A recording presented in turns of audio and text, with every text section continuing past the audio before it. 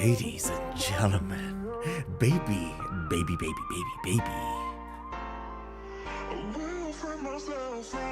Again, you thought that this is a pre-recorded intro. Yet again, I don't know why you keep doing that when I tell you it's not. This is a live intro to the most athletic guitar stream. Oh, baby. Buckle up, ladies and gents. Buckle up! We're about to begin.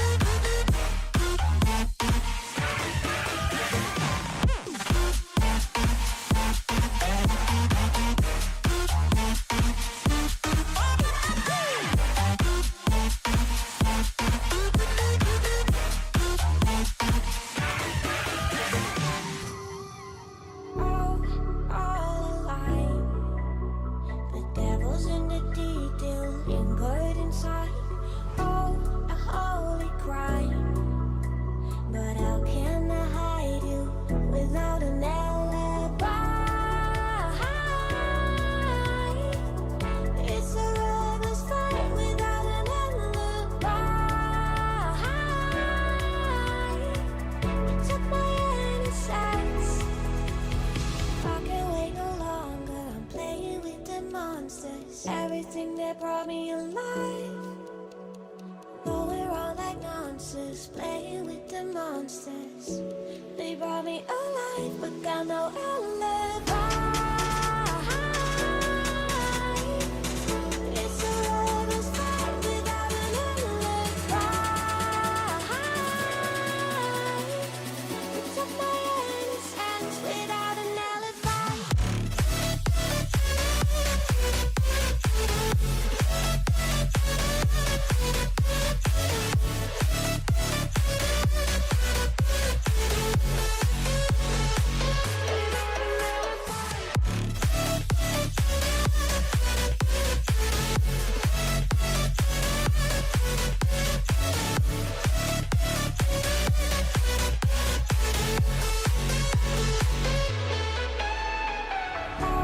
Smoking gun, you got me on the wrong. We know that will come. We're out up till dawn, but how can I hide you without an alibi? It's a lover's fight without an alibi. Took my innocence. I can't wait no longer. I'm playing with the monsters. Everything that brought me alive. Oh, we're all like monsters.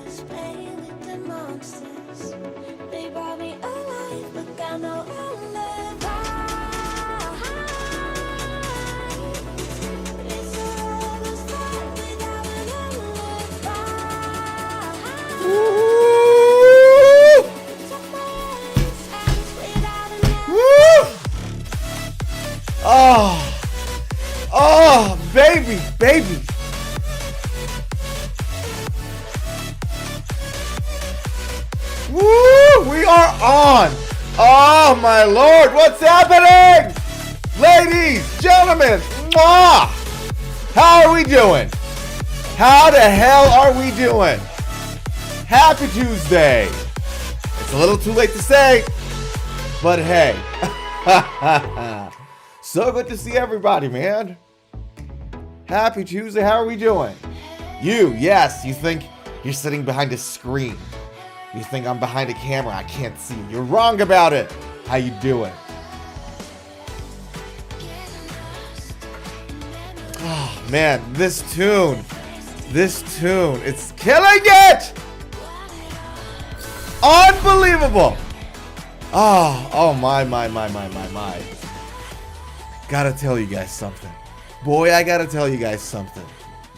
Like, I know I say this every week. I know I say this on every stream. But boy, I'm in a good mood today. I am in the mood today.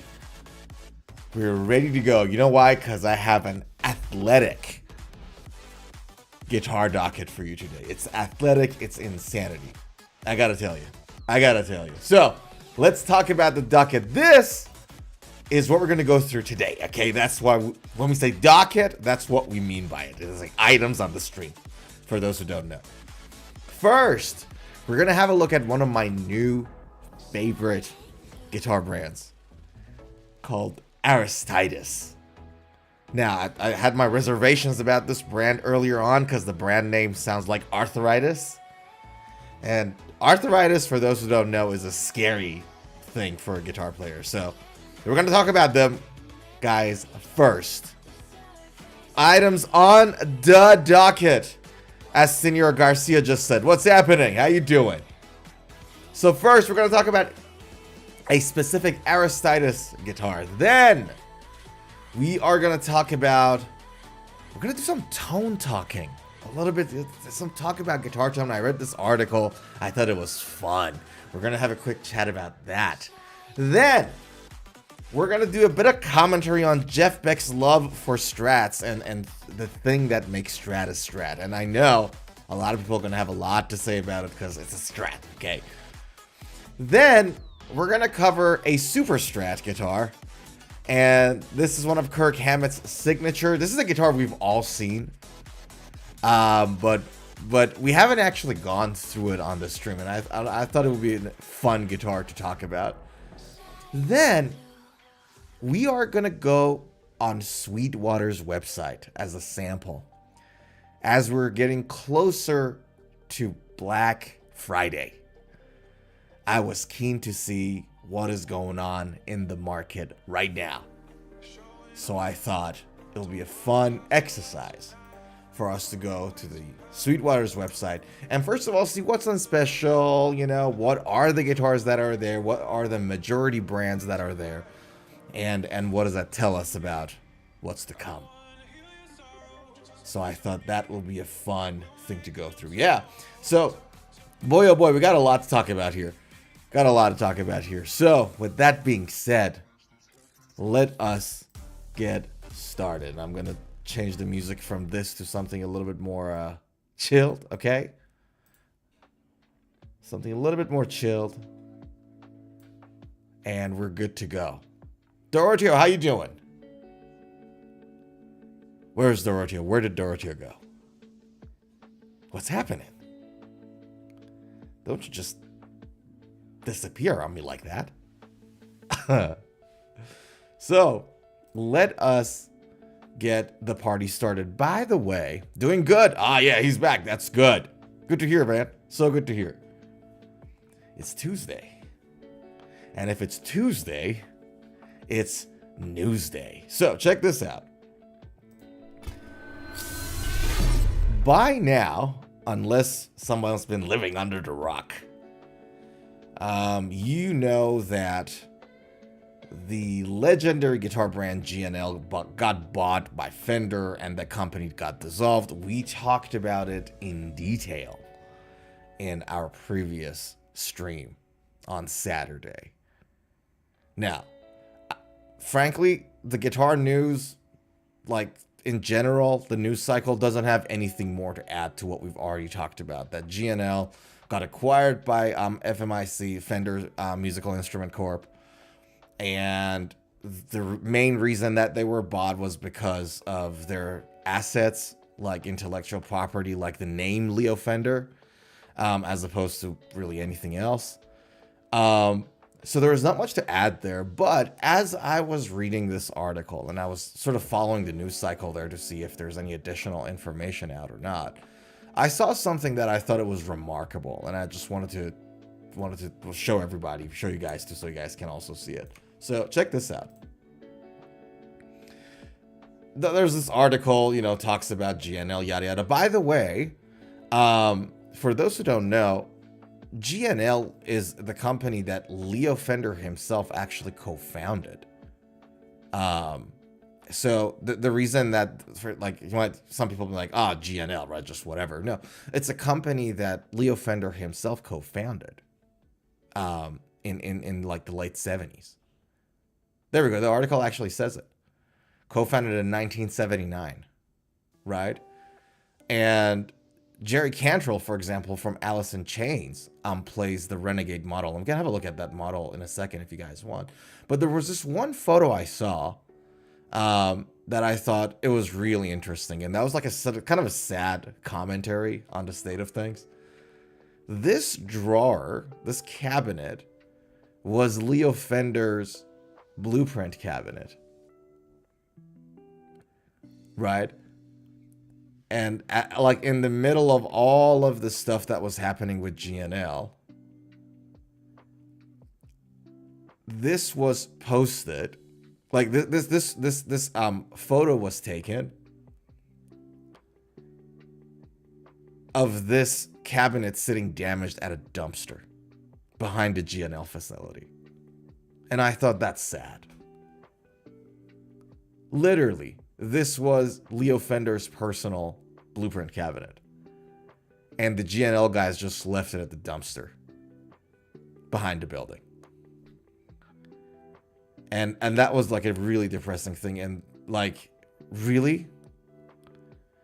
If I was there, I would have gone there personally. If I was anywhere near that facility, like even if it was like a 3-hour drive, 5-hour drive, 3-hour airplane, like travel, I would have gone there and picked that up.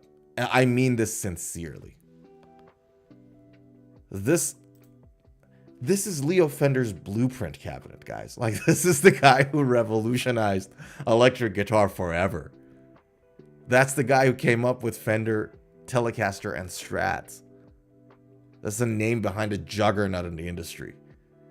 His personal blueprint cabinet is there, and you idiots put it in a dumpster? So I thought, like, I don't know. I was like really agitated when I saw this image. I'm like, that's ridiculous. You don't do that. This is a museum piece. So yeah, that was the thing. But yeah, the factory is cleared out. The facility is liquidated. The parent company is liquidated, and it's all Dunsky. Yeah. So that was like a sad commentary on things. Tora the Hunter on Twitch says, hey Tora, how you doing? Daddy53 says, I'm not sure why I'm watching. I'm not ever allowed to buy another guitar or bass again. Okay, look, Daddy53, check this out. Hold on, give me a second. I gotta go a little bit more personal here. Look at me. Look at me. Like, I was about to say, look at me, Daddy, but that kind of has a different connotation, doesn't it? It has a slightly different tone. So I'm gonna say, look at me, Daddy53. Sometimes in life, you know, things might happen that make you feel like you're no longer allowed to buy another guitar. Bass, it's okay. Bass, acoustic guitar, you can't buy it anymore. That's fine. We don't mind that. We like electric guitars. But there are some stages in life, you know, that you might feel like there's a certain kind of restriction on you buying electric guitars. You know, you meet a lovely lady, you know, you meet, get together, you make a family.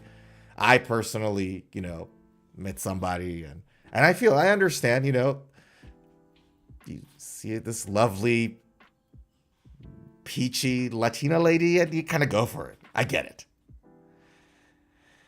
I have an advice for you. It's the best life advice you heard this week. Whenever your lady gets upset with you buying a new guitar, buy another new guitar. Now, she's not going to get any less upset, but you'll have a new guitar. And I think that's the win. That's the win. I don't know. I don't know what anyone, yeah. Daddy53 says, Mrs. wouldn't give me $2K for a nice telly, so I said, fine, I'll just build my own. Ah, that's resourceful. I like it. You know, Tony Robbins says, like, don't look for resources, be resourceful. Anyone that knows what I'm talking about, say I. I think that's the spirit right there. Daddy53 also says, I kind of shot myself in the foot because she says, just build one if you want one.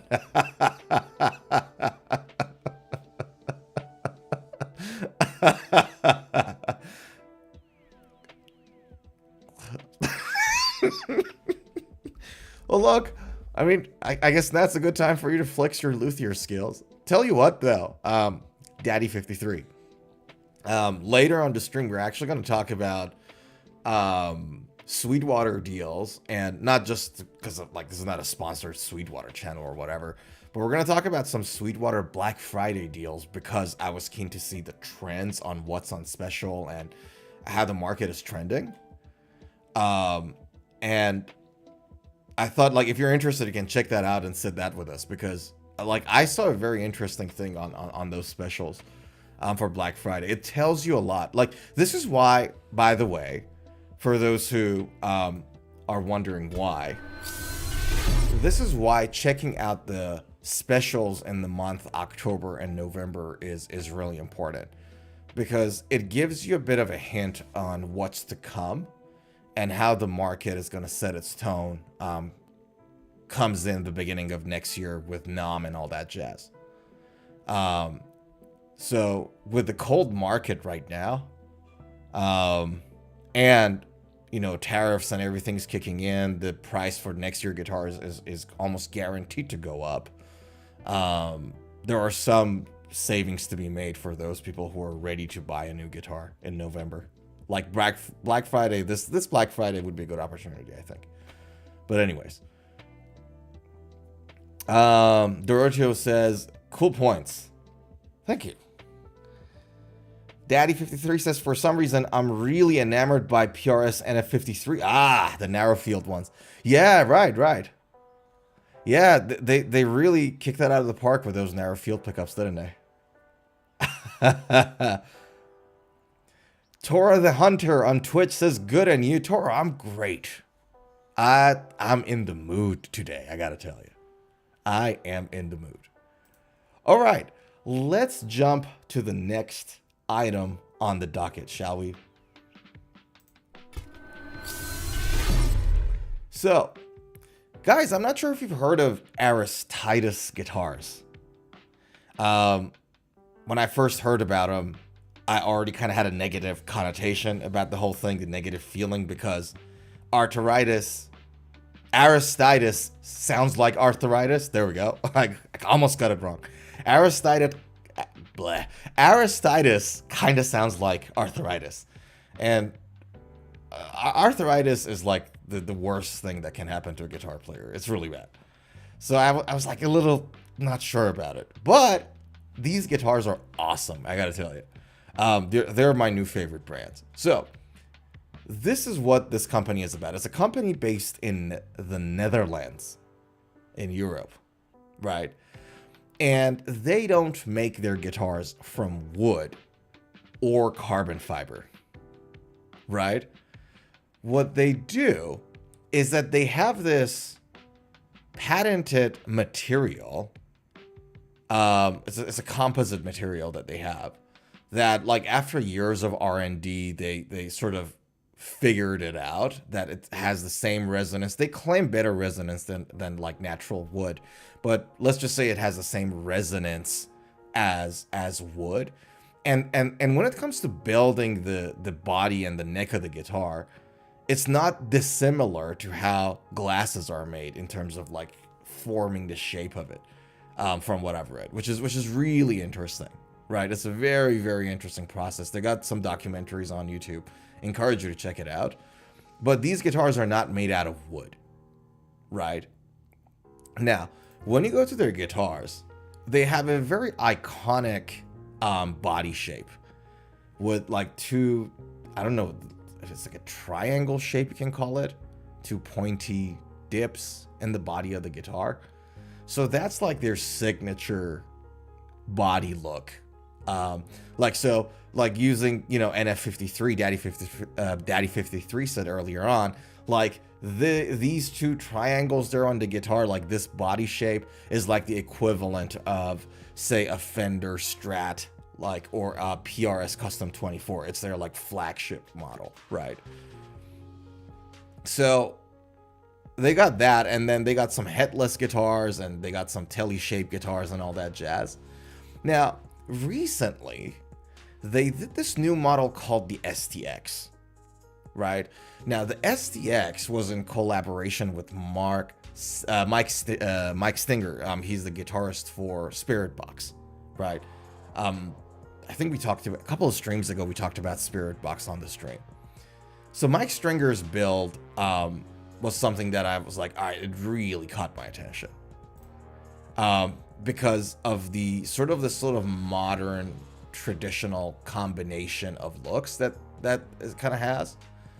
So check this out. Let's just listen to it a little. And Doroteo says, look, it looks like gent guitars for gent guitar players. You're right. It is very genty. And it's very modern, metal kind of a focus guitar, that particular model. So let's pause the music and then let's hear this out a little, because like I really adore the shape of this guitar, the body shape of the guitar. Check this out.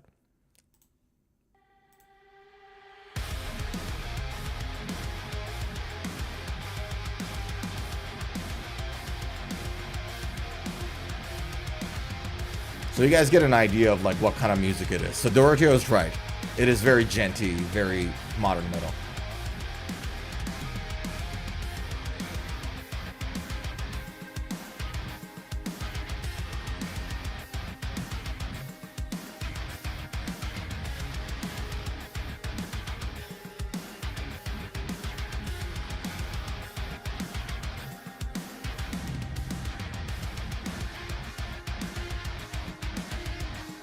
Right.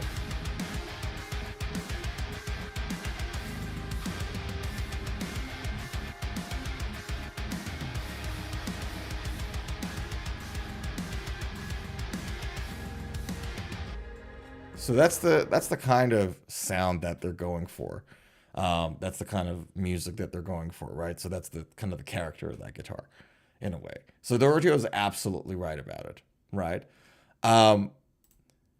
Now, this is like, are we on? Yeah. Okay. So this is like the thing. Now, the interesting thing about this particular guitar brand is that they are more of a custom shop, right? So even, for example, with like an STX model, which is a collab, and it's supposed to be like a signature model for this particular, like, you know, guitar brand, like it's like a signature model, right?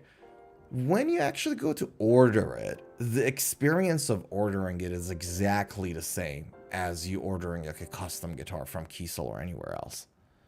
Not as good as Kiesel, like they don't have a dedicated web page in terms of like interactive thing that shows you images and all that jazz. So it's a little bit more, basic, I guess, in terms of the experience of actually doing it. But it is very, very interesting. So let's check it out together. Doroteo says, reminds me of Tosin style guitars. You're right. It enters that world of sort of modern prog style guitars. You're absolutely right. Because if you look at Abasi Concepts guitars, like the body shapes and everything else, but also if you look at Tosin Abasi's collaboration with Ernie Ball Music Man, the Kaizen model, they are very prog in their look and sound. So you're right on the money there. So, by the way, I really dig the inlay there. This is how it goes when it comes to like available STX models, right? You can see so the difference really, first of all, is with whether it has a pick guard or not. So how the sort of like the pick guard config of that works or not. And then you have different finishes of that guitar that sort of like price it differently. And then you have different number of strings that price it differently. So that's how they categorize it. Now, in terms of the specification, check this out.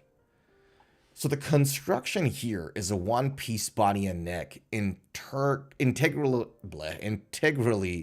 layered exoskeleton with Arium core. So Arium is that proprietary product that I told you guys about, like the material that they make the guitar with, which is the result of their research and development. So Arium is the name of that material. Integrally layered exoskeleton with Arium core. So it's a hip shot grip lock, open gear locking tuners, dual action truss rod, obviously Graphtec tusk nut. Fretboard is Richlight. Fretboard inlays, you got different variations of inlays. Comes with a blue or green lumen lay side dot, 24 stainless steel Jescar frets, and the neck profile, they call it a comfortable C shape. So it's 19 mils at the nut and then 20 at the 12 on the 12th fret. So it's relatively thin in neck. So that's that. And then bridge also is a hip shot fixed bridge custom multi-scale hardtail.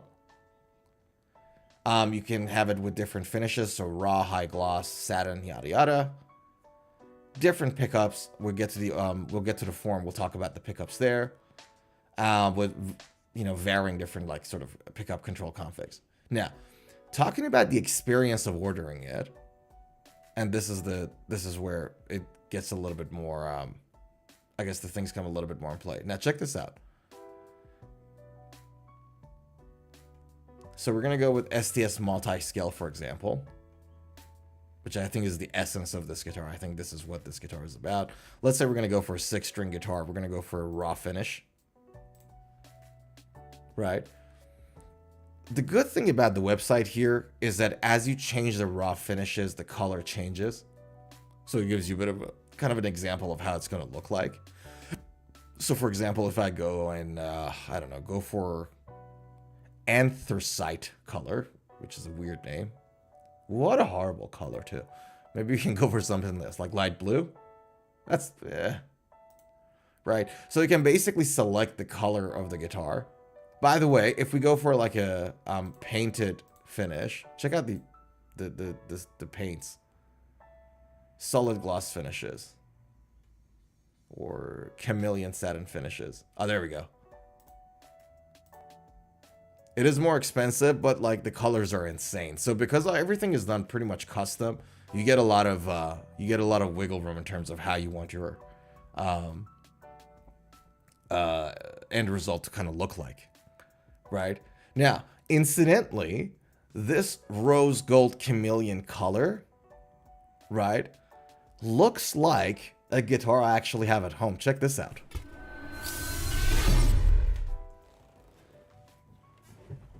Looks like the gold Andromeda guitar I got at home. So from here, when you look at it, it's kind of like goldish, but then when you go like here, it's purple. It's a very similar concept. So I thought that was interesting. Check this out.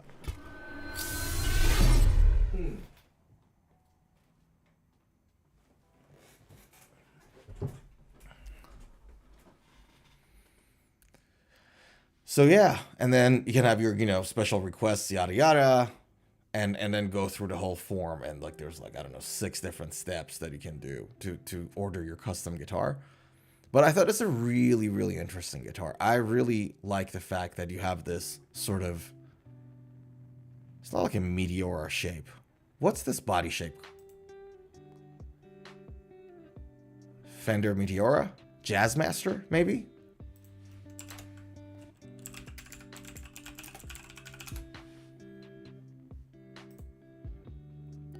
Yeah, kind of Jazzmaster-ish look, right? Kind of Jazzmaster-ish look. So it's like a really modern-looking Jazzmaster, and I thought they did a great job blending an old-school-looking guitar and turning it into something really modern and insane. And like, this is really interesting kind of a guitar to me. Very unique. Just really interesting. Really, really interesting. Doroteo says, Conklin guitars started the gent-style guitars and basses back in 2007, ahead of the game. They were the gent-style guitar pioneers. Conklin. Let's check them out. Hold on.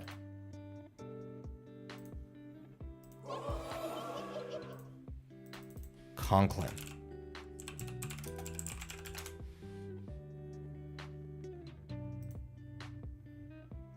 Wow. I'll be damned. Look at these guys.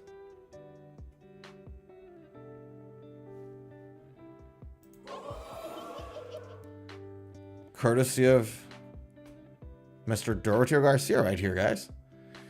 It says, we turn good ideas into great ideas. Guitars and basses designed and crafted, assembled in the United States of America. Custom guitars and accessories sold online. Okay. Do we have standard models? Currently available instrument is just a standard bass model. 4-string bass, bass, bass. Okay, do we have a guitar?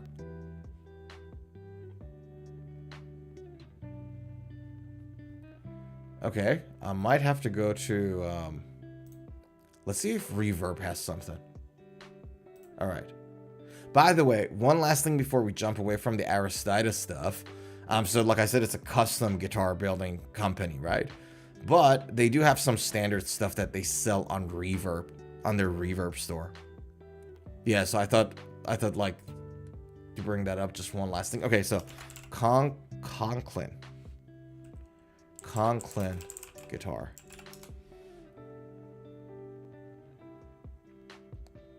Doroteo, are they more like about bass? Because everything I'm seeing here is bass related, not so much. All right, custom shop is currently on hold. Oh, right. So they're kind of slowly stepping out of the game, aren't they? That's a bummer. Yeah, all right. Daddy53 says, on the cool, odd guitar subject, has anyone heard of the Echo Park Esperanto 9-string? No. Let's have a look at it. Hold on. Echo Park Esperanto Desperado. Despacito. 9-string. Oh, there we go. Give me a second. This music is really loud in my ears. Hold on. It's distracting. Okay, what do we have here?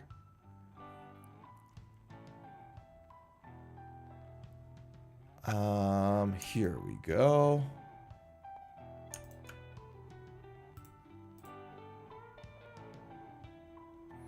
So we are on the Echo Park. All right, hold on. Sorry, guys. Give me 1 second.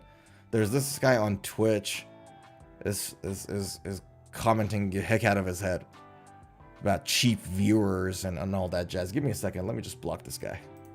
It's just like, these guys just come out of the weeds. Hold on. I keep telling these guys, don't come in trying to sell me cheap viewers. I like real viewers. Athletic people. Not some just like bots or whatever. Not, and these guys just don't get it.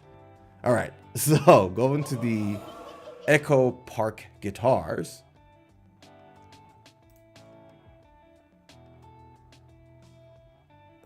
Where is the 9th string one that you're talking about? Because I think it's on Reverb, if I'm not wrong. There we go. Or no. Where is it? I thought I saw it for a second. Somewhere.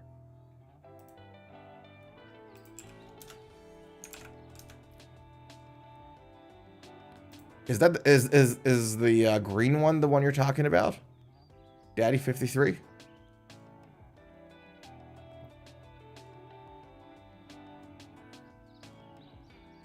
Probably this one.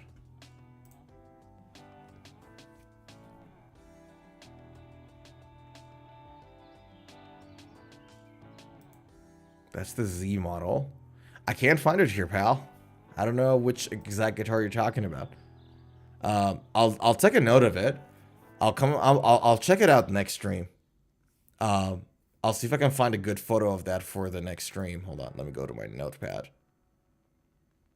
Oops. And I'm gonna write it down here.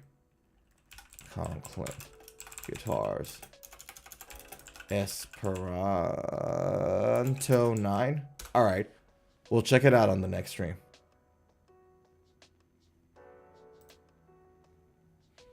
Cool, cool.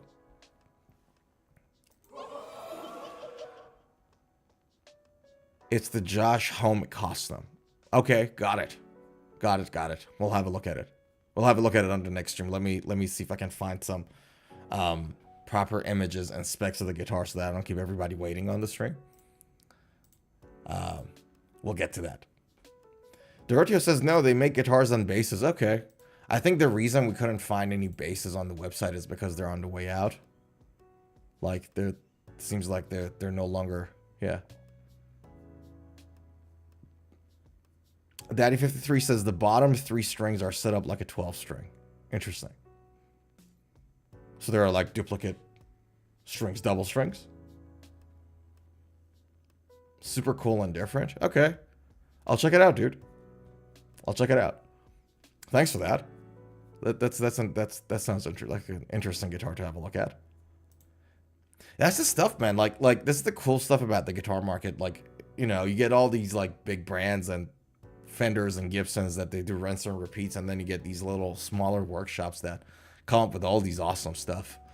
Tell you guys what, I'll see if I can find an image of it, but I saw this video. It was like randomly appeared on my Instagram Reels, I think.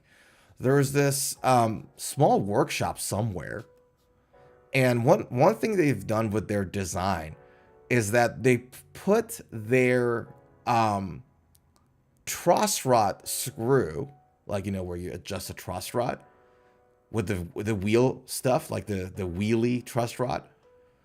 They've put that under the fretboard, and then you can literally remove part of your guitar fretboard, like a couple of frets that they're like connected to the fretboard with a magnet. You can literally just pick it up, adjust your truss rod, and then put your couple of frets back on again. So, like, on the outside, the guitar itself doesn't look like it has a truss rod adjusting tool, but it actually has it. It's under the fretboard. You just have to, like, pick it up, which I was like, that's insane. I'll see if I can find that for you guys, too. Nevertheless, let's see if we can jump to the next item on the docket. Man, before we get there, though, I'm just going to have a quick sip of this. Same as always, guys. Thanks so much for hanging out with me today. This is to your health. For those who don't know, I stopped drinking alcohol 6 years ago. So this November 21st, it'll be 6 years completed. So this is green tea. But this is to you guys. Thank you so much for hanging out. I have a lot of fun chatting with you guys about guitars and everything. So appreciate you guys.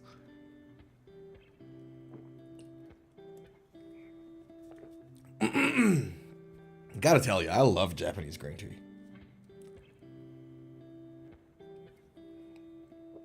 It just plays with your taste buds. My goodness. Nevertheless, can we talk about this Sweetwater thing I wanted to talk about with you guys? So as I said it earlier on the stream, we are getting closer to, you know, the time of the year where all these specials start to come out. A lot of it already has come out. So if you followed the market in late September and October, you've probably noticed that there's a lot of specials from very big brands going on. Now, part of it is because of, you know, the fact that we got a whole bunch of tariffs kicking in between the United States and everywhere else. Just to give you guys a bit of a context, for example, like the China one is the big one that everybody talks about, but I think the bigger one, or equally as big and as important, is the one between the United States and Indonesia, where it initially was at around 8%, and now it was raised to 20%, right? So there was a 12% increase in the tariff rate. And for people like Daddy53, who likes the, you know, NF53, is that by the way called, like, there's a number 53 in your tag? Is it because you really like the NF53 that much? I don't just like, but nevertheless, if you like PRS SE guitars or any other Indonesian made guitar, like buy guitars from, I don't know, Jackson, Charvel, Chapman's, a lot of different brands produce their guitars in Indonesia, the city of Surabaya in specific. So that's going to be, you know, those guitars are likely to sort of get an extra bump in their price tag.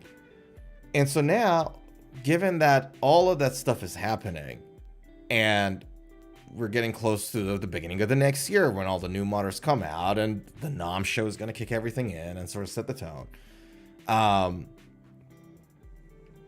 This is where, like, the whole Black Friday this year is an interesting one. That's why. Because obviously every year there's some sales. It's not just the sale bit, the fact that there are some discounts. It's just the fact that we're in a market like that, that I think makes it interesting. Doroteo says, good for you. Keep it up. Firm handshake, sir. Thank you. Daddy53 says, old motorcycle racing number. Ah, gotcha. That's 53 thing could be our magic number, man. NF53, Daddy53. So, anyways, here we are, and I thought I just wanted to have a look at Sweetwater's, you know, stuff and see what they've got. So what I did earlier on was that I went with what's in stock, and I clicked on guitars, obviously, and electric guitars. Okay? And this was the list that got popped out, like, right in my face, right? Now, I'm just going to shrink myself a little here. What do you guys notice? What do you notice? What's the most common brand that you see right off the bat? And there's a reason I'm asking this. It's not to, like, promote that particular brand or anything. It's not what you think. I'm going to scroll down a little.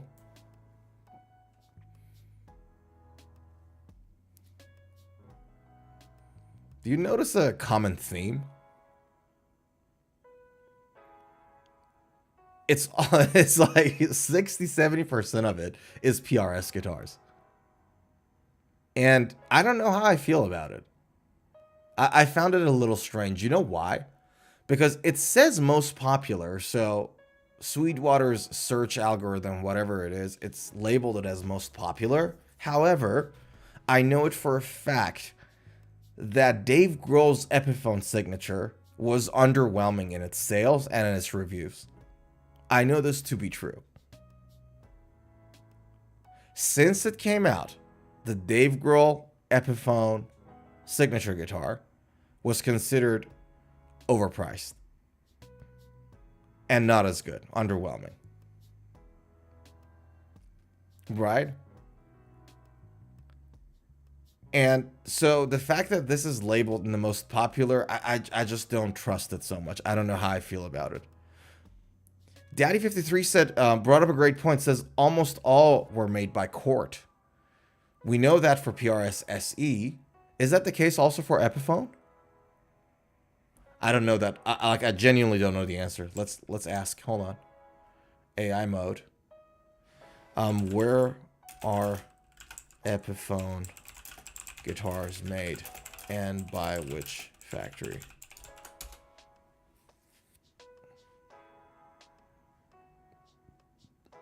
So some of them are made in Qingdao, China. Some higher end acoustics are produced by the Samek factory in Bogor, Indonesia. And then some in Nashville, Tennessee, Bozeman, Montana. Yeah. So not the Epiphones. I have a feeling that that's a Chinese guitar. Let's double check. But you're absolutely right. PRS SEs are produced in Indonesia. Does it say made? Oops.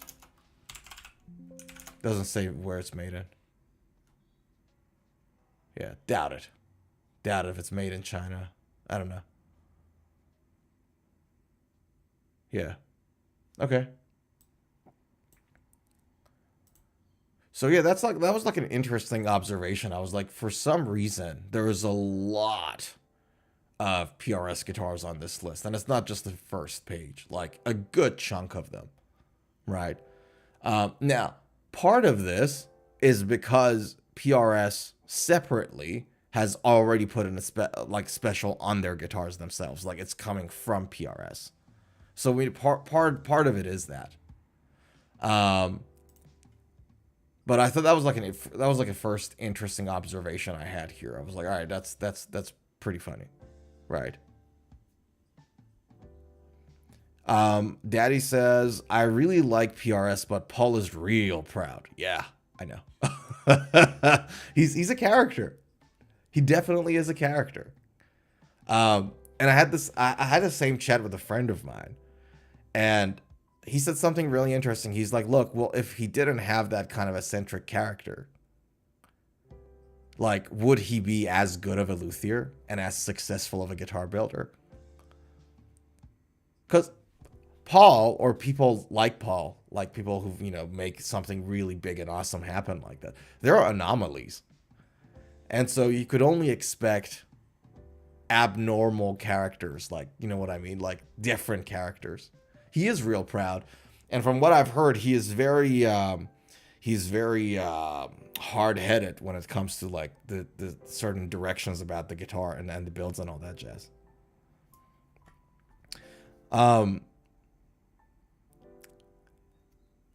Daddy53 says, I'd love to get my claws on the Michael Ackerfeld Sig model. Ah, it's the Les Paul shaped guitar with the thing logo on the body. I know which one you're talking about. I know which one you're talking about. They used to have an SE model of that. They no longer produce it, but they used to have the SE model of that. We can look it up, see if we can find it on Reverb.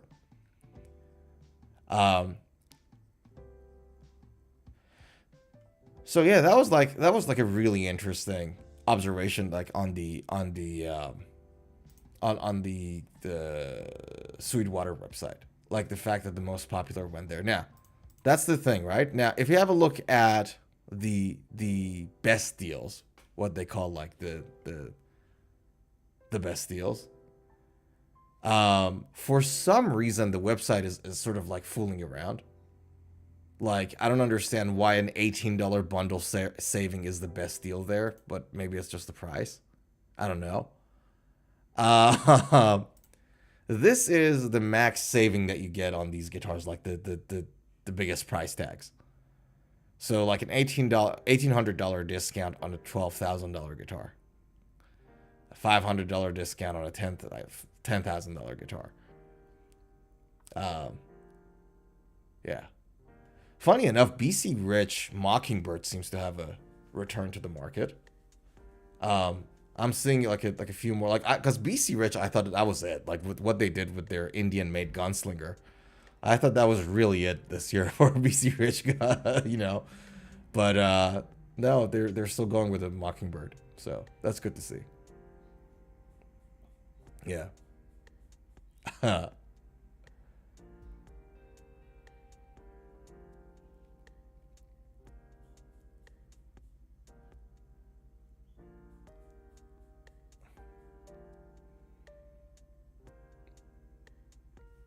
Yeah, it's going to be interesting.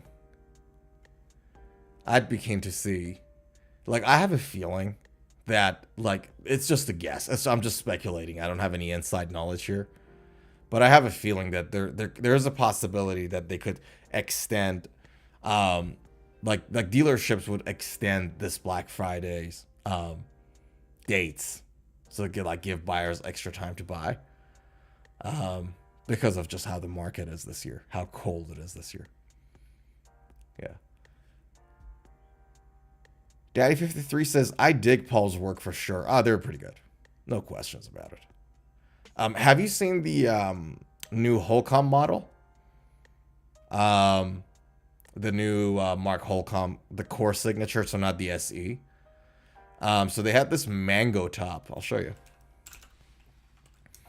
PRS Mark Holcomb core. And they have this mango top, which I was like, this is insane. I've never seen a mango top before on a guitar. In terms of like the wood, the top wood. Check this out. Isn't that a beautiful pattern? Like, I thought it was really beautiful. If you haven't seen it, check it out. We've covered it on the stream, so I'm not going to go through it all over again. But it's an insane looking guitar. I really dig this. With what they've done with Mango. Yeah.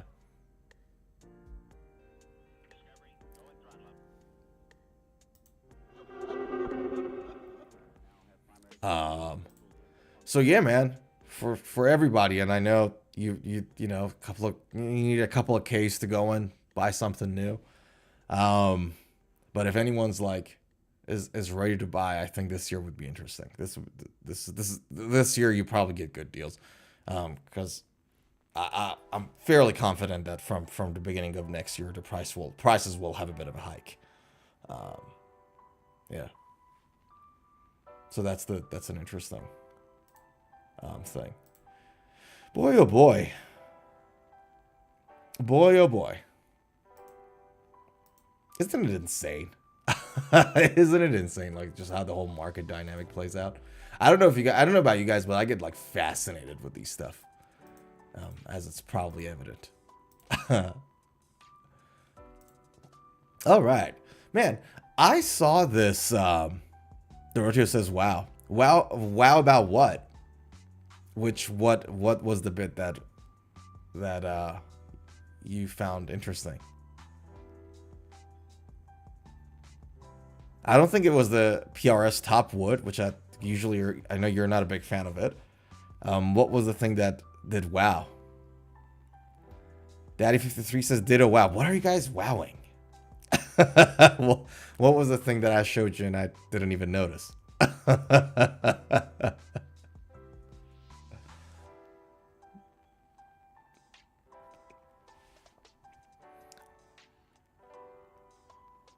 Oh, the Mark Holcomb? I'll show it to you again. Hold on.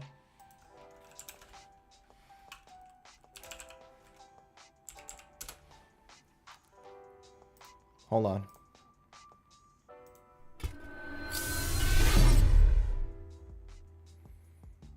Yeah. So the pickups that is on this core US made guitar is the same Scarlet Scourge Seymour Duncan pair that is on his SEs. So the pickups haven't changed. But what they've done very interestingly is that it's not a mahogany maple combination. It's a mahogany mango combination. So this is a mango wood pattern, which is insane. Like, again, never seen anything like it before. Let me see if I can make this bigger for you guys. There you go. Hopefully you can see it better. How's that?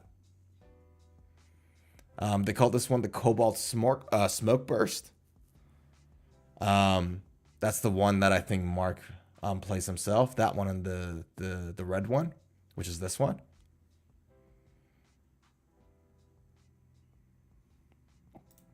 This is the gray black. This is my favorite, probably. This one and the green one. It's just insane, man. Like, this is the beauty of it. Like, the beauty of what Mother Nature does. Like, no colored guitar is gonna look as good as this. In all sincerity, just look at those patterns. It's mesmerizing. This is the wraparound burst. Killer colors, right? Yeah. And then this one is the purple mist. If you want to see it in like actual video, let me shrink this a little and I can show it to you. Shrink a little more. Maybe expand a little more. There we go. We are right there. Okay, so thanks for your patience, guys. Let me stop the music and let's go and check out some beautiful guitars. Here we go. If I had to think of 3 words that summarize this guitar, it would be expensive. Aggressive. Expensive. If I had to think of 3 words that summarize this guitar, it would be aggressive. Obviously, we got to go aggressive, right? Because metal bands, metal guitar player, metal guitar. That's how it looks like.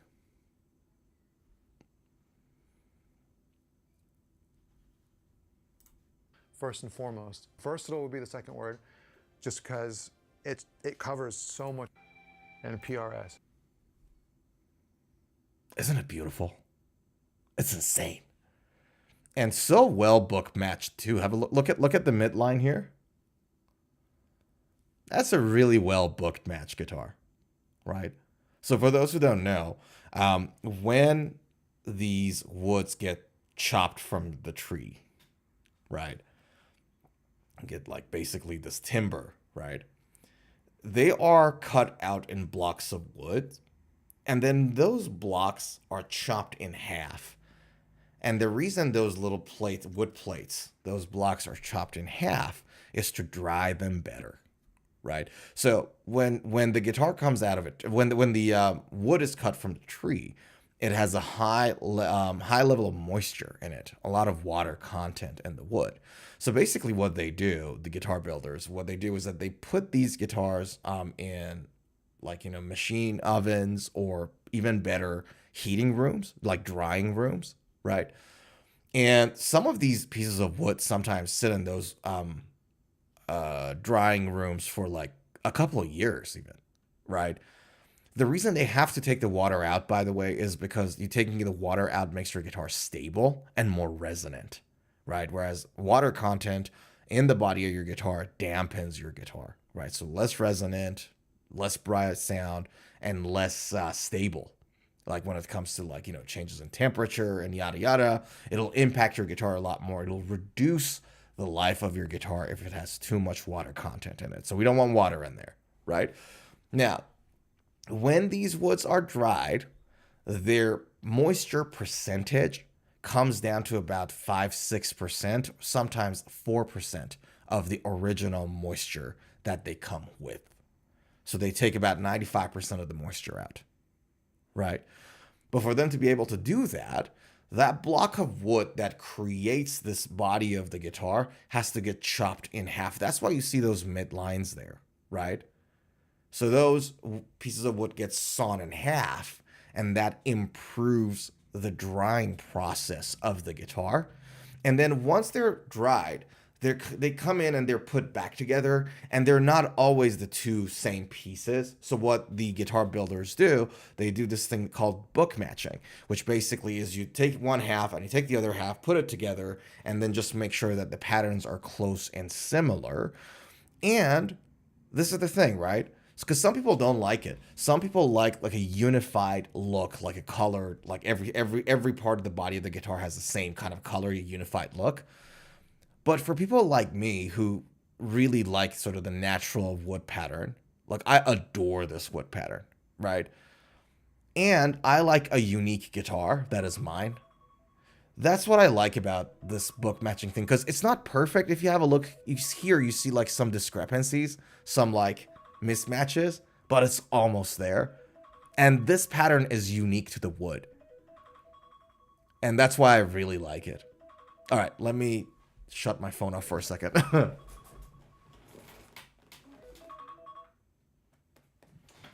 don't know why I put an alarm on here. at this time. Anyways, so that's the process of book matching for these guitars, and the better you do it, obviously, the more valuable it is, the better the guitar looks. And this is beautiful. This is just beautiful. Yeah. Daddy53 says, I'd love to see Andy James come over to PRS and do a signature model. Yeah.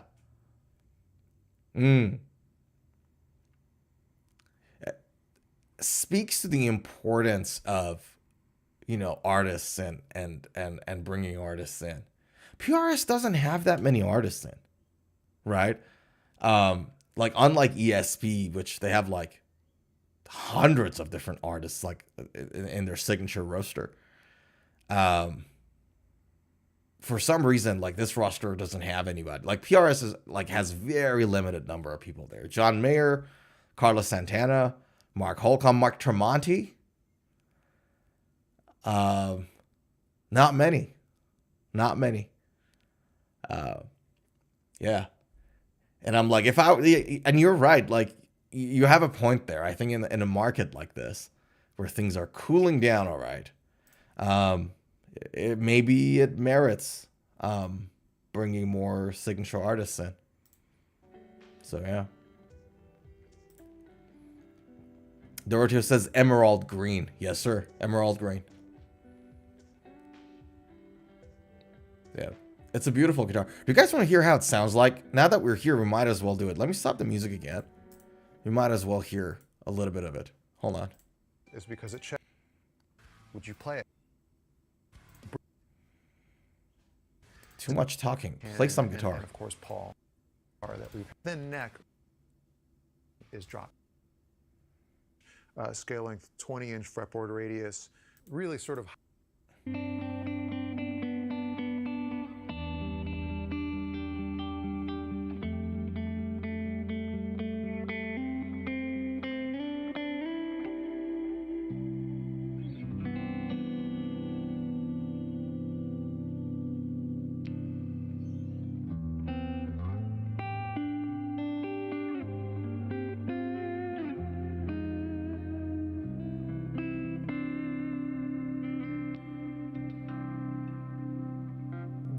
The ability to have every single type of range covered in a set of pickups is something that I learned over the years of touring and the years of recording and performing.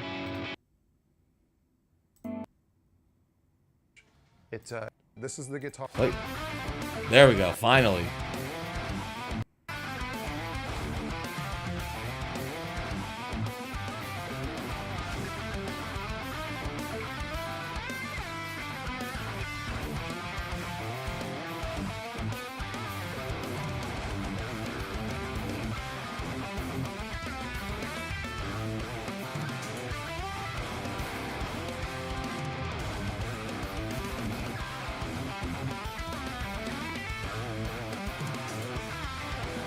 Right. So this is how the guitar sounds like. Now, funny thing is, and this was a surprise thing for me when the new pickup sets came out, Mark's signature pickups came out, they are actually more quiet and more tamed than the initial Seymour Duncan set he had, which was the Alpha and Omega. Check this out. So the first guitar, the first PRS series that Mark Holcomb released, the 6-string, it was a purple burst 6-string. And then this was, I think, the second batch of 7-string guitars that he did with PRS. Most of them were like the purple burst ones again, but this one was the natural wood color. Like I told you guys, I adore natural wood colors, so I really like this guitar. The pickup sets are Alpha and Omega. And they're actually louder and with higher output than the Scarlet Skirt set. So I actually sold my 6-string SE model, the Blue Burst, which was like a 2023 model, if I'm not mistaken, because I really like these pickups more, the Alpha and Omega set. But yeah, I thought that was like an interesting transition. Now, I don't know, man. In a way, maybe it makes sense considering the fact that he's in a metal band with like 2 other guitar players. So that band, like Periphery, has 3 guitar players. So in a way, it makes sense. But then again, don't you want your guitar to be loud enough to cut through the mix, playing with 2 other guitar players? I don't know. So.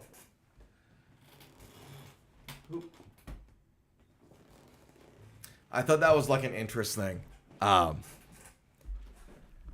thing about the guitar. Anyways. Daddy53 says Michael Ackerfeld, otherwise known as Genius. What about him? He was part of the SE roster, right? That was his guitar, by the way. You brought it up a couple of times. Let's look it up. Michael Ackerfeld. PRS signature guitar. And has the Opeth logo at like sort of somewhere in the body. There you go. For those who don't know, guys, that's the guitar that Daddy53 is talking about. So they did a bunch of SE series as a Les Paul shaped electric guitar with a floating bridge. And it looks like that. It has the Opeth logo down there too. Yeah.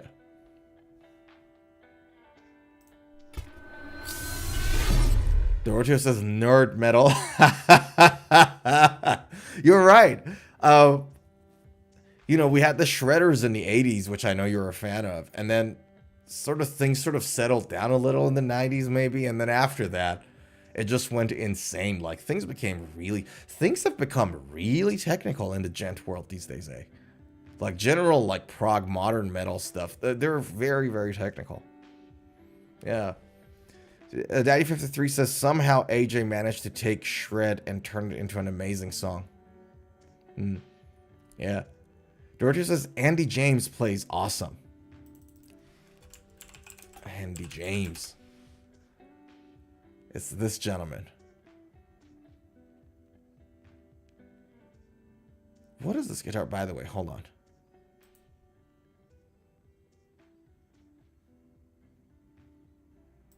I'm trying to find a good image of the guy. So for those who don't know, the guy, Andy James is the a guitarist for 5 Finger Death Punch. Is that a BC Rich?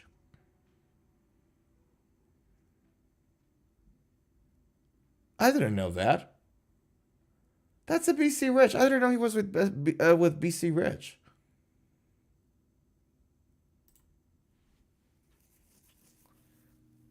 Huh. Look at that.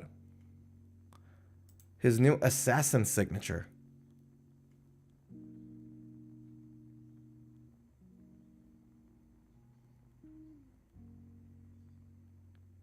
That's interesting. Okay, what a headstock design. Look at that. Did you guys see this? It looks like a double-edged alien sword. Yeah. AJ's mostly Kiesel.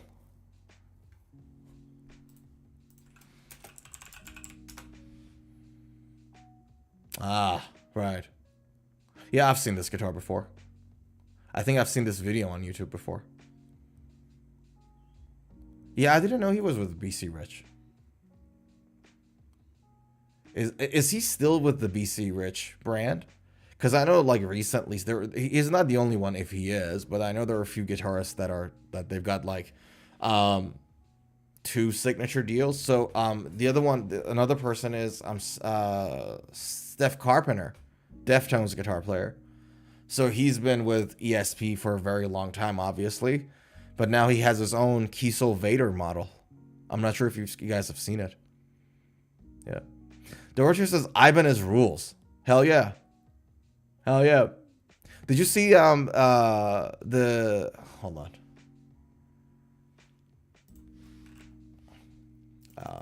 I'm not sure if you've seen this.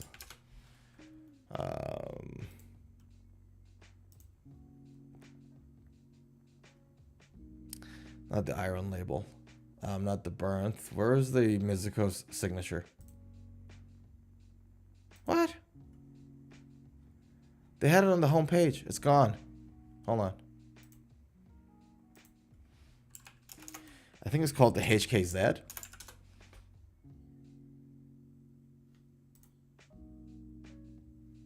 Alright, see if I can find it. Ibanez HZK. There we go. Not KZ. So this one is Hazuki's signature guitar. She's a guitar player for the band Nemophila.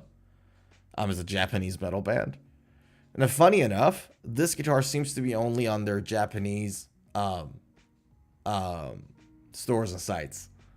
I couldn't find it anywhere else. But if you haven't seen it, check it out. It's called the HZK1. The Hazuki signature. It's a 7-string spalted maple top guitar. I really like the look of the guitar. So if that's what you're into, check it out.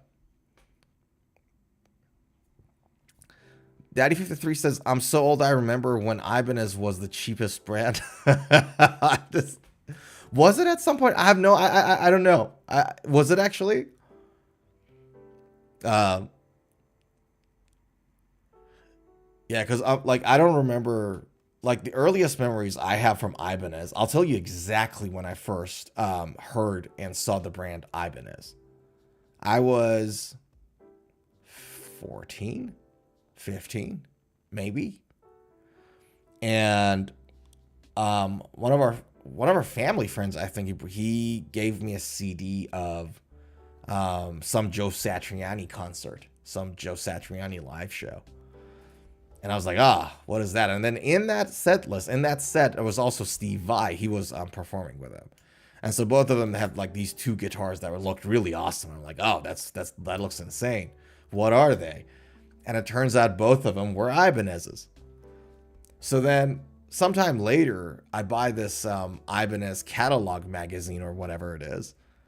And I see all these guitar players pointing at these flashy Ibanez stuff. Like, I saw Mick Thompson for the first time in that magazine. Like, who the heck is this guy with the mask and this pointy guitar?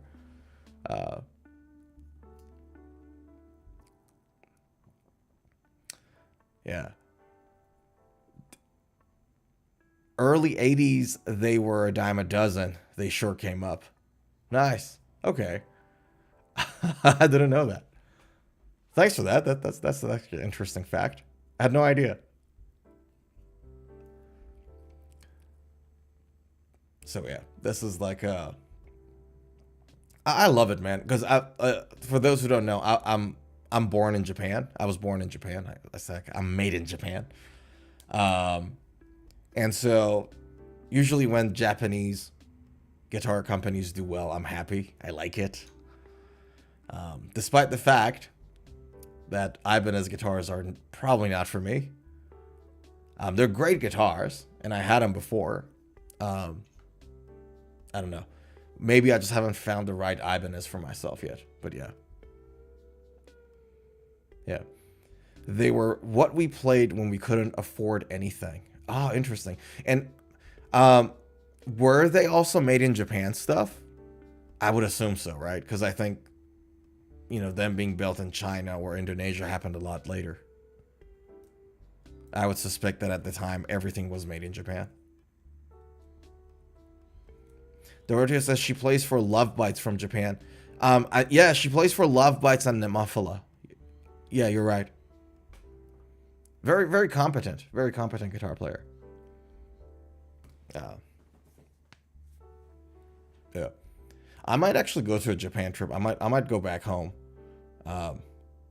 In like 2-3 months. Like a little bit after the New Year's. Where it's a little bit more quiet. Yeah. Can't wait to go back. Nothing beats a good Japanese food. Yeah. Oops. Sorry, my phone goes off again for some reason. Give me a second. Let me stop it from interrupting us yet again.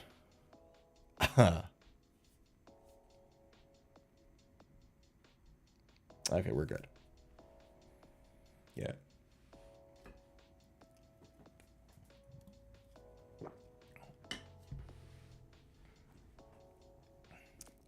How are we feeling? Ladies and gents, Twitch is a little quiet today. We like a little bit more activity on Twitch. All right, you guys, look at me. Twitch, lift your game up. YouTube is athletic. People come in, chit chat, talk about guitars, suggest new guitars. We like that. Twitch today has been a little bit unathletic today. What do you guys, like, was that website taken over by acoustic guitar players? Classical guitar players suddenly? Lift it up, Twitch. Lift your game up. We got to do something here. Okay? Unbelievable. You know what it's like? Shaolin says athletic, WTF. Yeah, athleticism, right? See, as electric guitar players, we all have a certain type of athleticism that is not there in classical guitar players with bow ties and holes in their guitars, okay? So yes, that's what's going on. That's right. Didn't you know? You know what it's like? I think, Shaolin says, dude, we sit on the couch all day hugging a piece of wood. How athletic is that? No. Emotional athleticism. It's not a physical athleticism. I understand it. It's very easy to get confused. I totally understand. Like, it's easy to get it twisted. What we're talking about is emotional, like spiritual athleticism that electric guitar players got. Right? I myself got a big belly here, and I too sit on a couch all day hugging a piece of wood, right? Which is not mine.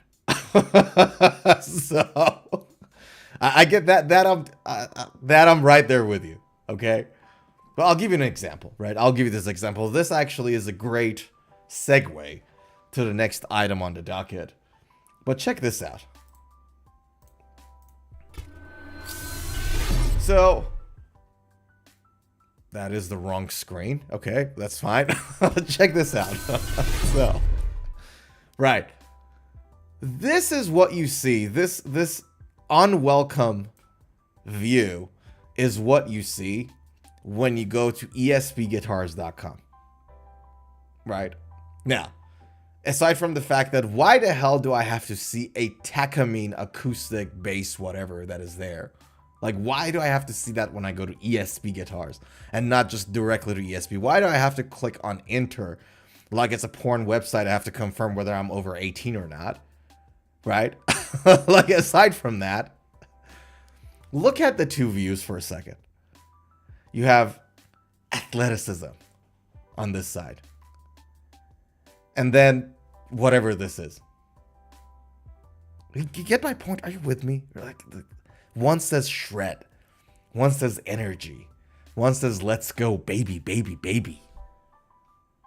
And then the other one is just whatever. Takamine.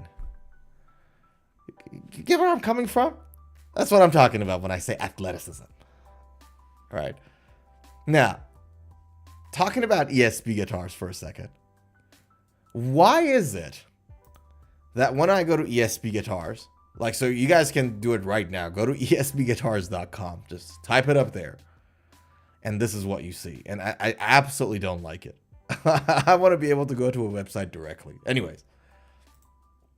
Go to ESP. Right. And get all these whatevers and, you know, guitars and all that jazz. And you go to artists. Right. No, sorry. You go to products, guitars. And then you go to Signature Series, which is the bit that I want to talk about today. And then you go on 5, good old Kirk, and bring the guitar that we want to talk about. We've all have seen it. We've all seen the the white zombie guitar. But I've actually never covered the specs of it on the stream.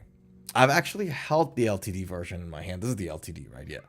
I've actually held one in my hand.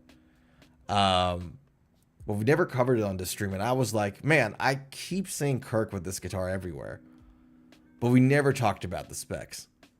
And the EMGs that are on this guitar are actually different to this traditional 60, 61, 85 stuff that Metallica uses almost all the time, right?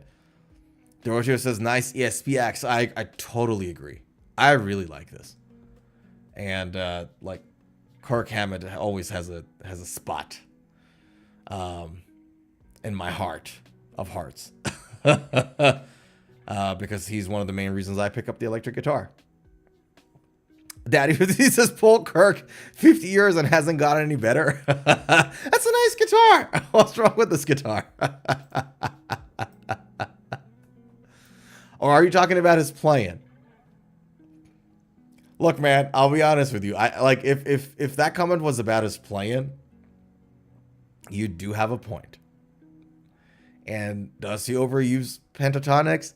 Yes. But he and James were the first people I ever saw holding electric guitars. They were the reason I picked up the electric guitar. So he always has a, you know, his playing, I meant. Yeah. I got you. Yeah. Yeah. So I'll always like him, no matter what. Yeah, you're right. He hasn't improved so much as a player. He's improved maybe as a songwriter.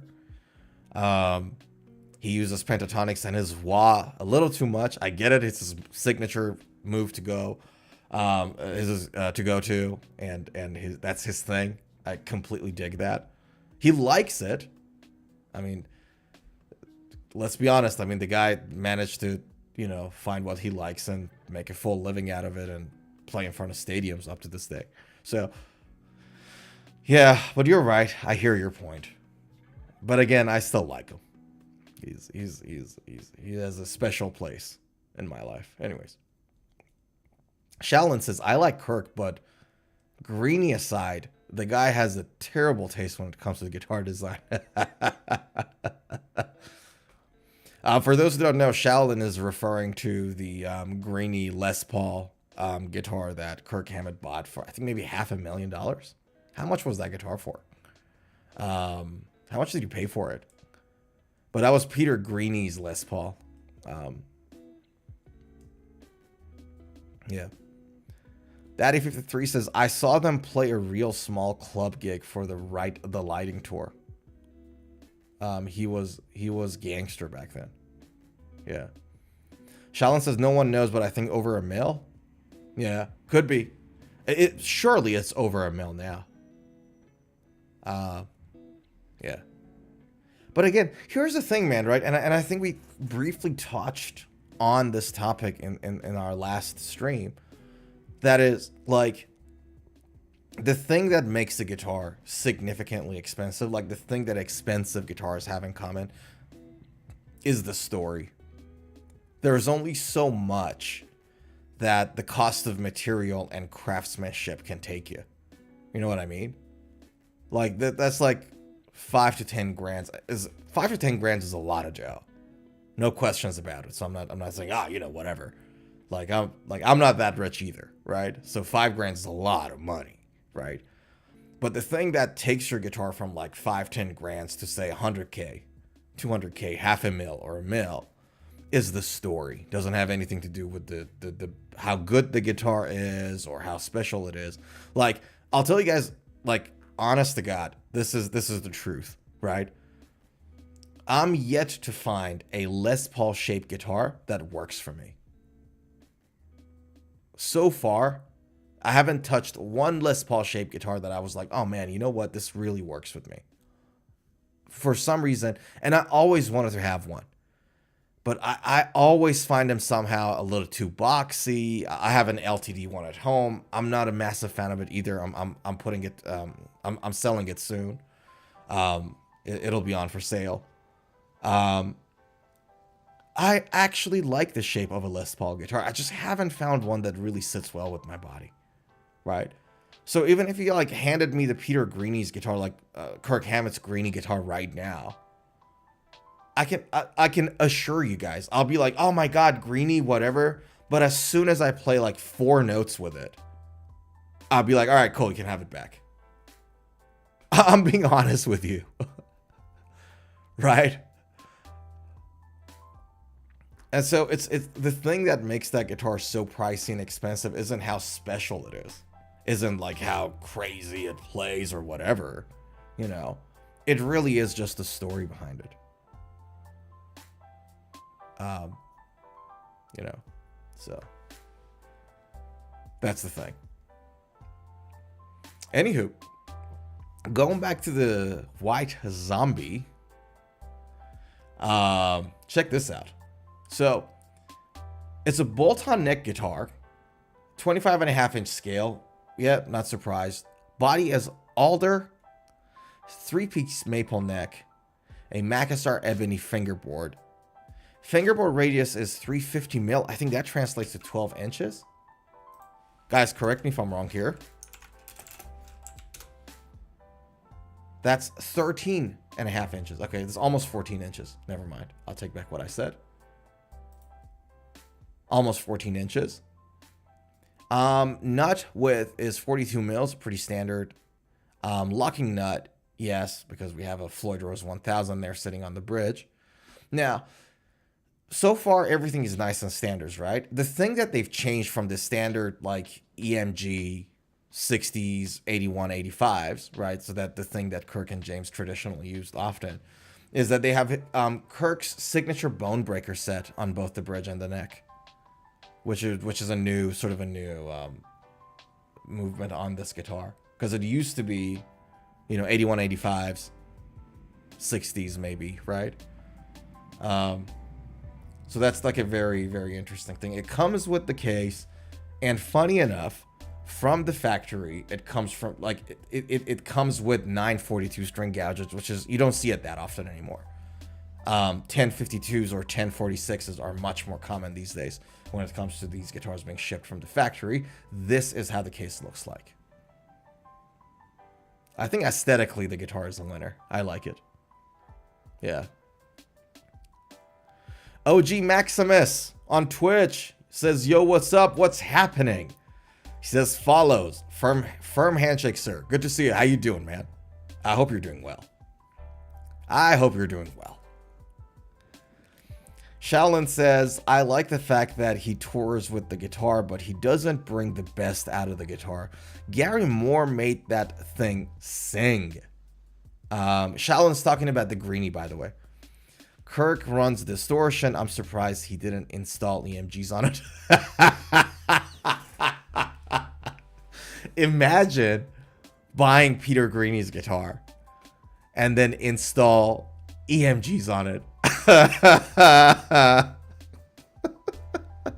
It'll be hilarious. Yeah, that's a different level of. I don't think Kirk would do that. OG Maximus says, I'm doing good, man. How are you? I'm doing great. I'm doing great. I am in the mood. When it comes, like, man, like, I can't have a bad day with electric guitars, I gotta tell you. I gotta tell you. So, yeah, we're doing good. Thanks for asking, dude. But yeah, by the way, for those who are wondering, we were talked about, so this is the Kirk Hammett Peter Greeny guitar. So this is the guitar we're talking about, which, by the way, Gibson is doing some limited runs of. I think they're made in Murphy Lab, if I'm not mistaken, in the custom shop. But this is the guitar we're talking about. Let me move myself a little. So this is Peter Greeny's Les Paul that Kirk bought, I think, for $500,000. I think Shaolin said he bought it for over $1 million. But that's the guitar we're talking about. And Gibson is doing some copies of that, US made, like proper US custom shop made copies of that. The thing that is so special about this guitar, by the way, is that these humbuckers are out of phase. So I don't know which artist at the time owned it, whether it was Peter Greeny himself or somebody else, because this guitar has been passed around for, 2 or 3 hands at least. What happened was that I think the neck humbucker was broken. Something happened to it, and they took it to a technician to fix it, and that person mistakenly installed the new humbucker out of phase. So that's one of the things that makes this guitar sound a little special, is the out of phase pickups that it has, that Gibsons don't traditionally have that way. Yeah. So that's the guitar we're talking about. When we say greeny, that's the guitar. Yeah.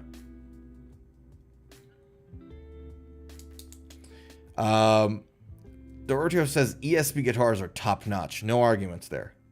Both the ESP, the US made stuff, and the Japanese made stuff, man, underrated. Japanese made ESPs are so underrated. They're just as good, in all sincerity.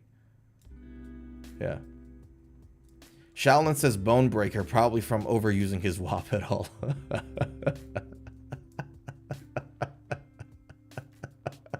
You really don't like his style, do you?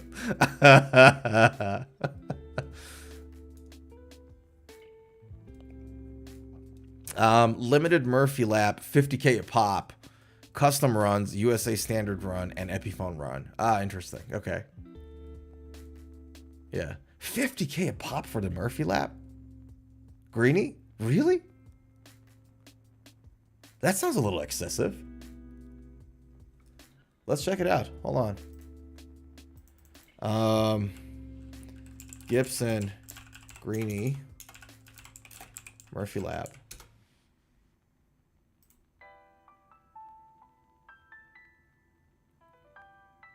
Damn, you were right. You weren't that far off the mark, dude.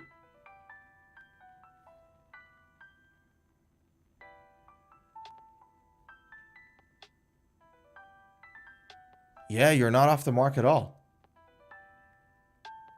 40K, 45K.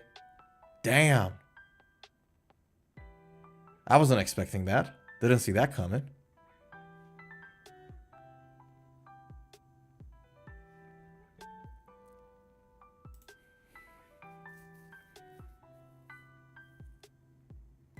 So this one, custom Kirk Hammett Greeny 59 Les Paul standard Greeny burst. That one is for 20K. So this one is price tag 20K. Okay, I think I know what's happening now. It's the 20K, but the dollar figure was translated to Australian dollars. Right, that's the custom run. Right. Yeah.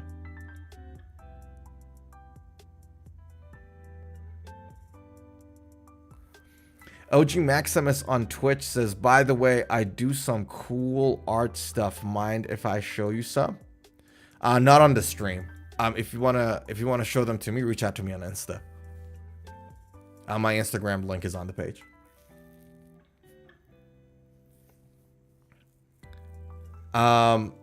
Shaolin says the limited edition was 50K and Kirk showed up to sign it. Wow, okay. Interesting. That's a lot of dough. 20K is a lot of dough. You know, like... yeah. Yeah, man. Look, I don't know. Yeah. I don't know about that. Like, I don't know whether I'd spend 20K on a guitar. What is the max amount you guys paid for a guitar? Like, what is the max you think you like? What is the max you were willing to go?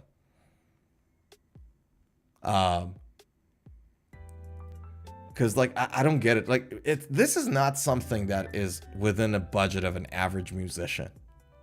Do you know what I mean? Like an average guitar player.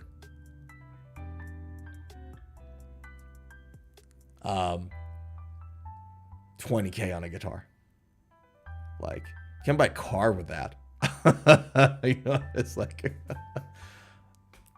right? I think like, yeah, they're collector pieces. They are like non-professional, like people that are not like guitar players. They do other things, but they love guitars. Like that's what that's really are the people that are the main buyer of these guitars. Yeah.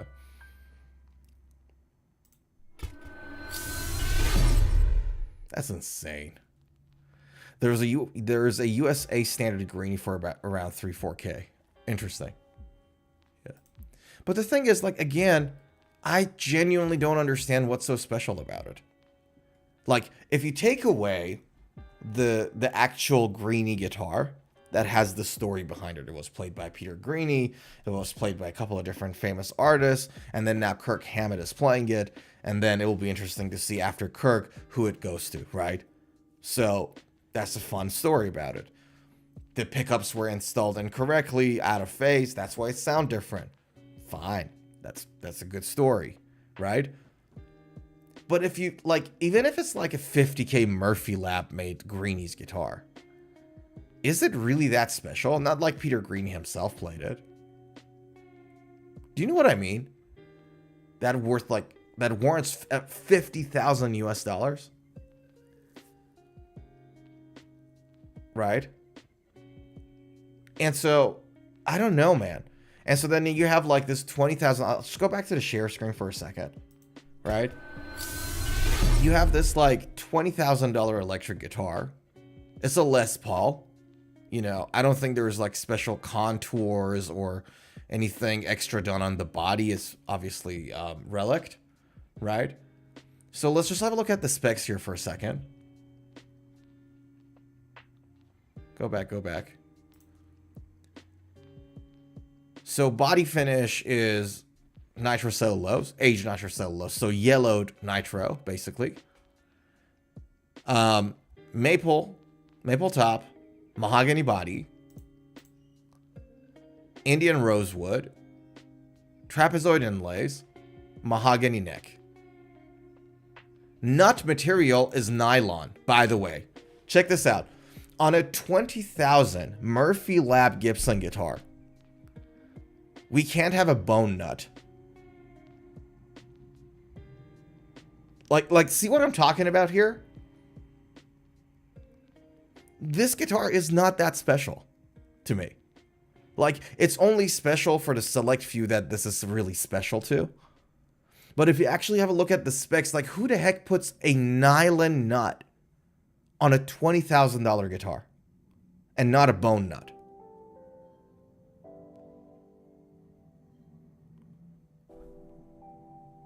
You see where I'm coming from here?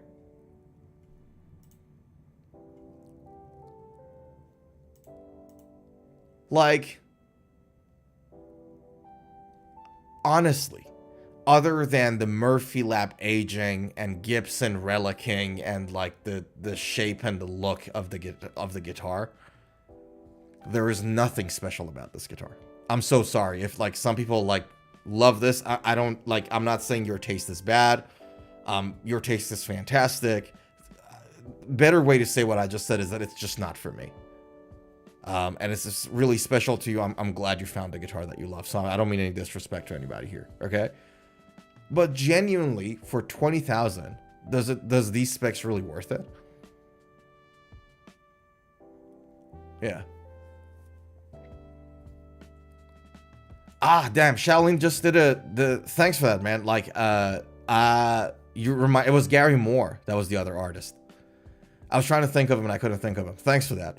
So Shaolin says, guys, that's courtesy of Shaolin. Peter Green, the nickname is Greenie. That's true. Yes.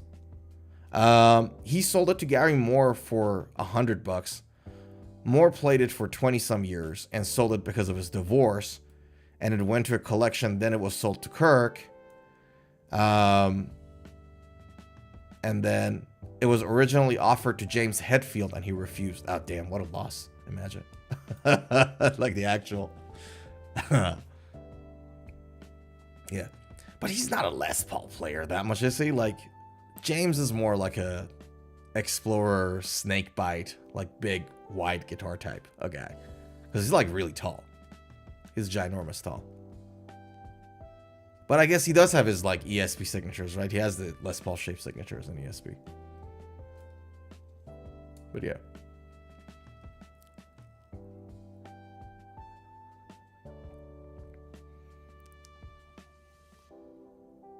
This is like, yeah, I don't know, man. I really have mixed feelings about this guitar. I'll be honest with you.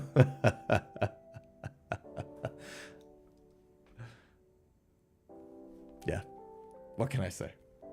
What more can I say?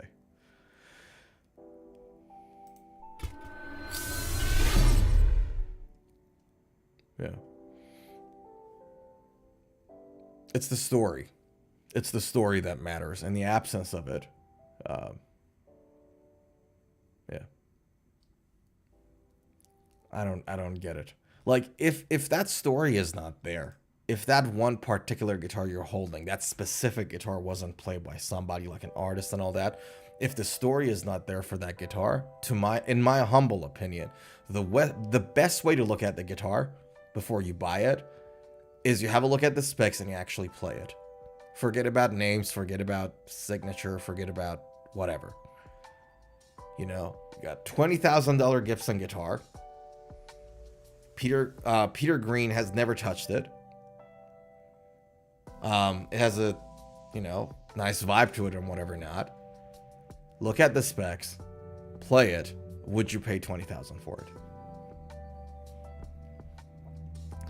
Shaolin says the original is the only one I would drop over 4K for, but alas, I'm not Kirk Hammett rich. Neither am I. And I think, yeah, 4K. Yeah, I get it. That kind of makes sense. I personally wouldn't drop a 4K on that. To be honest with you, I wouldn't drop 4K on it. The Les Pauls are not mine. But, like, it's just not my lane for some reason. But that makes a lot more sense. 4K makes way more sense than 20. Or half a mil for that matter.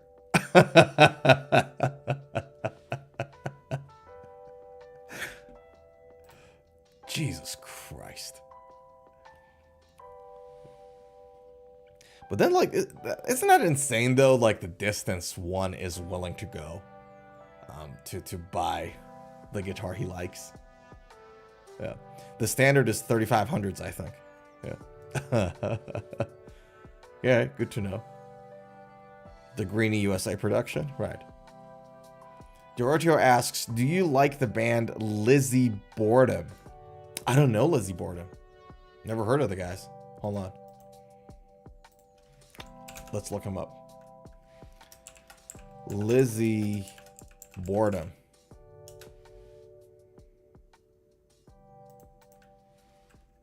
Am I misspelling it? B-O-R-D-E-M. Band. Maybe I can do that. Ah, okay, there we go. Who are these guys? I've never heard of them.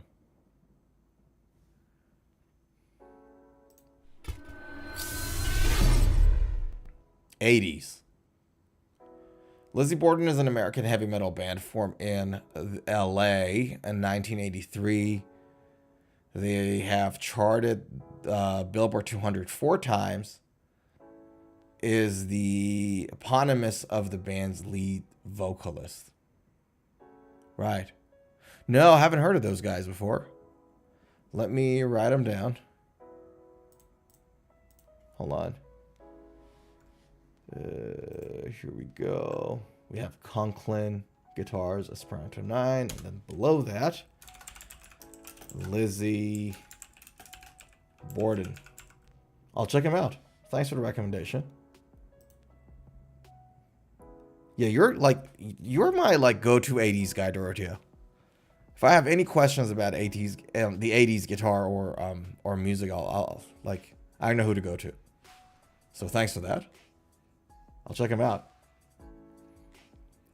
Martin Anderson. I've heard of this name before though.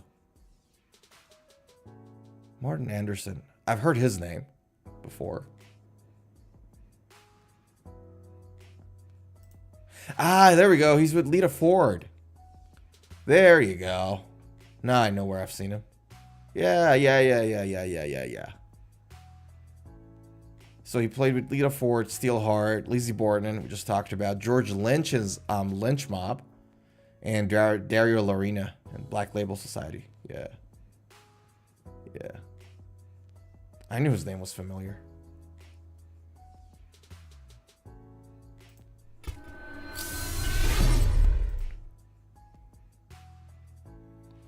Listen to the song Eye of a Stranger, okay? Eye of a Stranger. Hold on. Eye of a Stranger.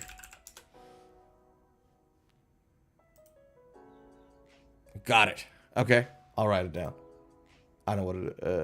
I found it online. Cool. Thanks, man. Thanks for that. I'll check him out today. Lizzie Borden.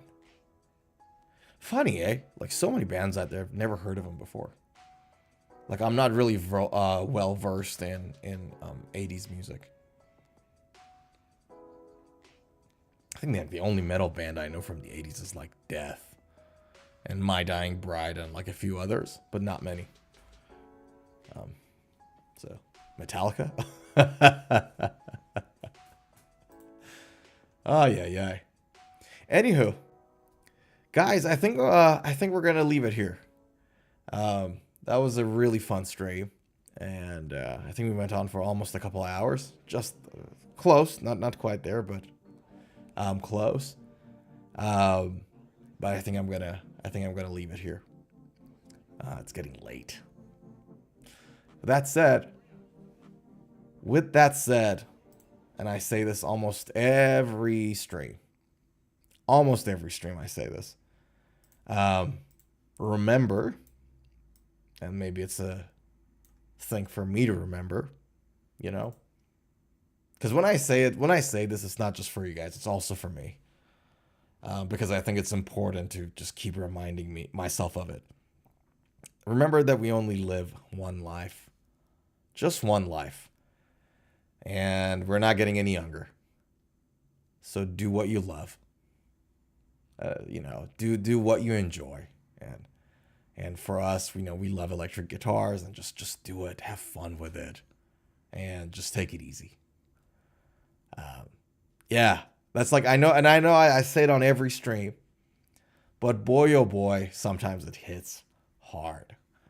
And, yeah, I don't know what to say. It's one of those days that it's hitting hard for me when I say this stuff. We only live one life, just one. So do what you love. Like all this stuff with, work and commitments and all that, they're all well and good. But boy, oh boy, on your deathbed, you're not going to think about all the shifts you worked or all that jazz, you'll think about all the good memories you had. And boy, oh boy, electric guitar plays a big role in that, doesn't it? With that said, guys, thanks so much for hanging out. If you haven't subscribed to the channel, please do. If I don't see you in the next video or the next short, I'll see you on our next stream on Saturday night, US time, Sunday morning, Japan time.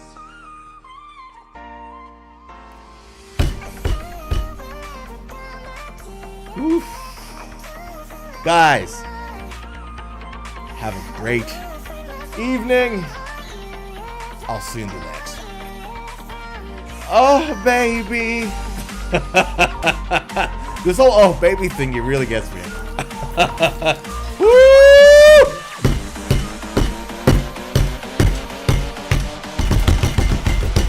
Boom! Catch you later.